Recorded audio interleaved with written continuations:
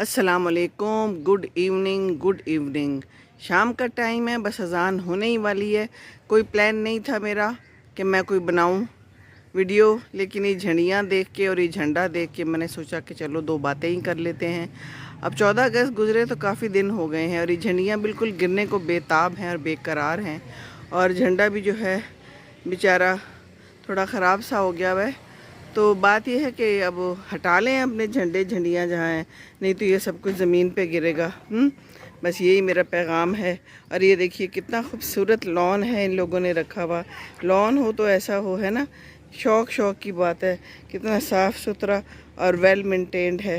ये देखिए कितना प्यारा पौधा है, इसमें कितने प्यारे शेड्स हैं, है ना। और ये देखिए, आपको पता है मनी प्लांट को अगर ऐसे लगा दें ज़मीन में और कोई दरख्त उसको सहारा और हौसला दे देना, तो फिर ये देखिए ऐसे ही वो फलता फूलता है, बिल्कुल ऐसे ही जैसे इंसान